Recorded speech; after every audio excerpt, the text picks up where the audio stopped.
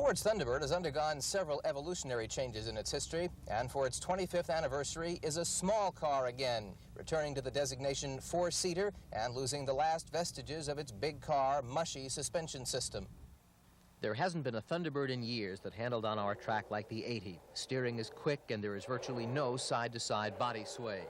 Downsized for the second time in 4 years, the new T-Bird is over 17 inches shorter and more than 755 pounds lighter than last year's model.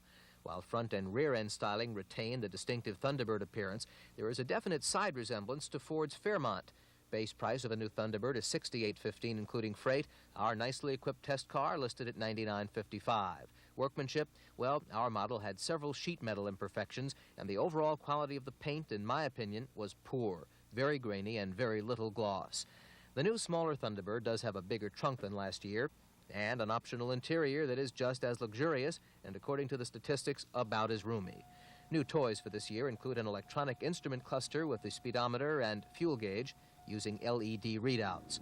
The new Thunderbird gets good marks for performance. While our optional 302 V8 hesitated when cold and had a catalytic converter smell, it was quite responsive, all the power you'll need.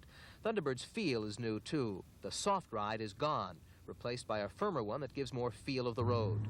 Insulation from road noises is not quite as good as before, but even on our bumpy road test, T-Bird proved to be very tight, no noticeable rattles. The electronic readouts on the instrument panel were a bit hard to read under certain light conditions, but those electronics, coupled with the steering wheel placement of Thunderbird's cruise control, make it one of the nicest and most accurate. EP8 at 17, our test car delivered 13.6 miles per gallon in mostly city driving with the air conditioning on. The gas tank was difficult to fill, however, because of an apparent air pocket.